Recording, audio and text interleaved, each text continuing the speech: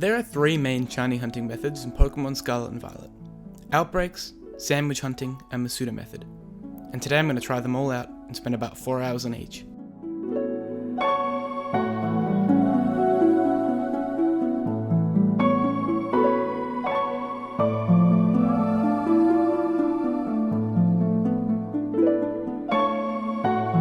I started off with the Outbreak method, where you knock out 60 of the Outbreak Pokemon for odds of 1 in 819.6 with the Shiny Charm. My first hunt was for Glimmet, so I knocked out 60 and started to do some picnics to reset my spawns. However, there was one problem. Glimmet learned Self-Destruct at level 29, and the Glimmets in my Outbreaks were all over level 30. I hadn't even considered the idea of saving before the Shiny encounter and resetting if necessary, so instead I took the more fun idea and caught a Psyduck with Damp and then leveled it up to level 43.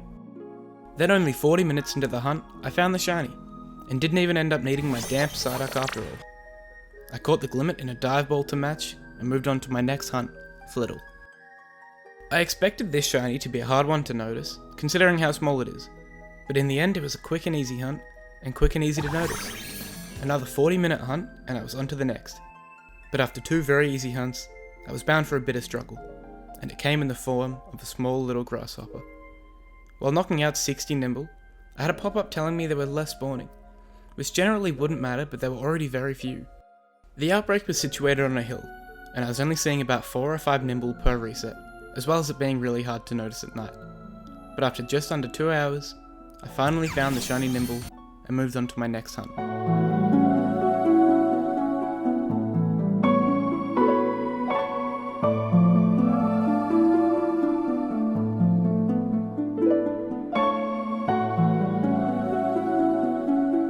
Now after 3 Outbreak Shinies, I decided it was time for some sandwich hunting.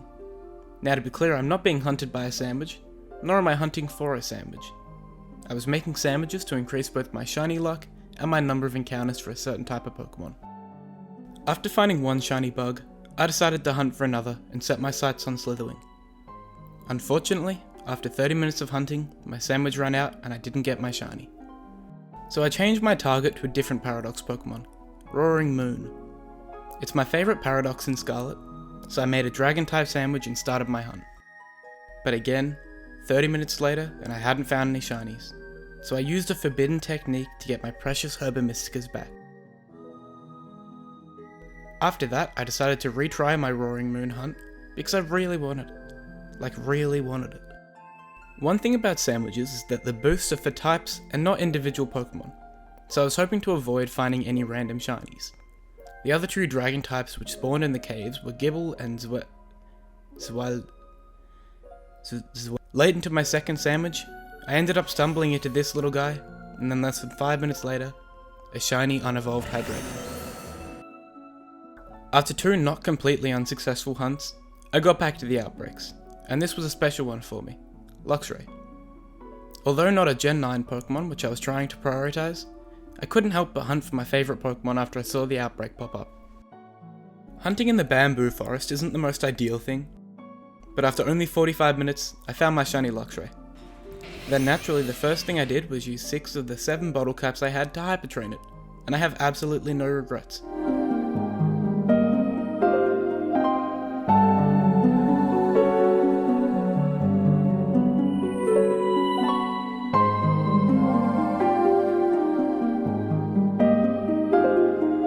The third method in the game is a classic, but one that was made even more fun in Gen 9, Masuda Method.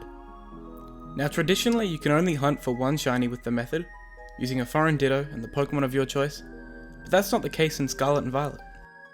Instead, now you can breed for 3 different Pokemon at once with 3 different foreign Dittos. I don't want to think of the logistics, but it does make Masuda Method more fun. Because I could hunt for 3 different shinies at once, I decided to breed for the 3 different starter Pokemon, but we'll come back to that as we go. After 2 different failed Paradox hunts, I decided it was time to start another, but not with Slitherwing or Roaring Moon this time, instead Sandy Shocks. But first, I thought I'd showcase my elite sandwich making skills. The first time I forgot to put Cucumber on the sandwich, so I ended up with Teensy Power instead of Catching Power. Then on my next sandwich, one of the pickles decided it just didn't want to be an ingredient anymore, and I'll let the third sandwich speak for itself.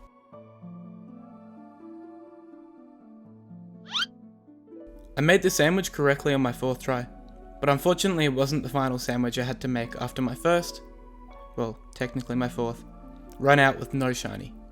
So I made another, and this time despite the sandy shocks trying to escape me, I had my first shiny Paradox Pokemon.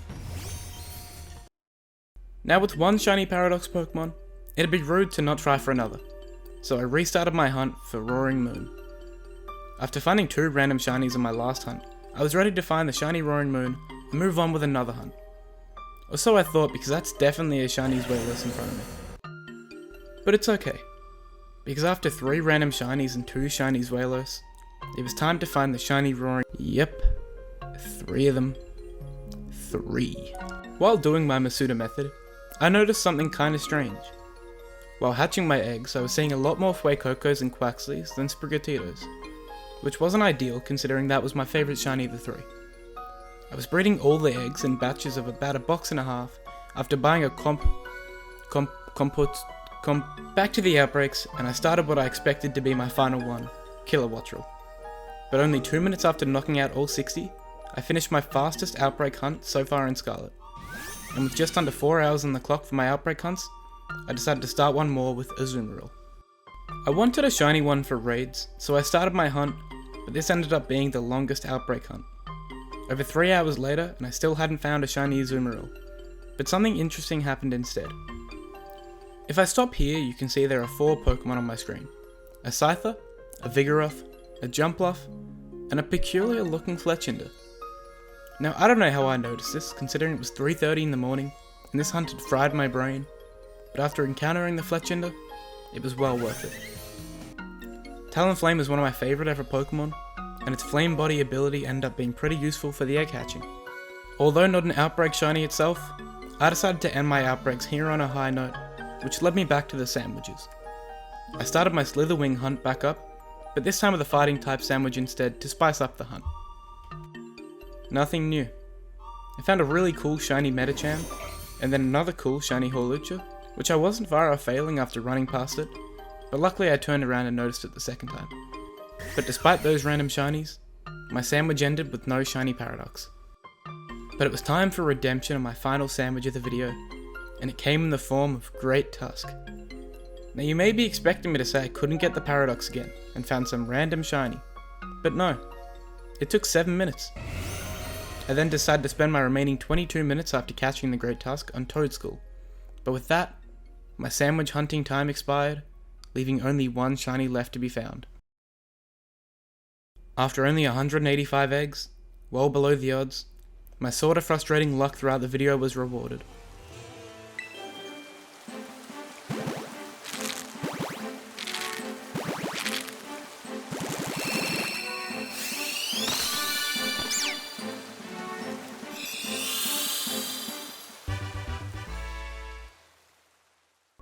I got the shiny I wanted most, and even though I don't really know how long it took in terms of time, the luck I had on my Masuda hunt was very worth it. I found some really cool shinies throughout the video, and although I couldn't find 2 of the Pokemon I wanted most, I'm more than satisfied. Thank you if you made it this far. I hope you enjoyed, and any support is greatly appreciated. I'll catch you next time. Take care.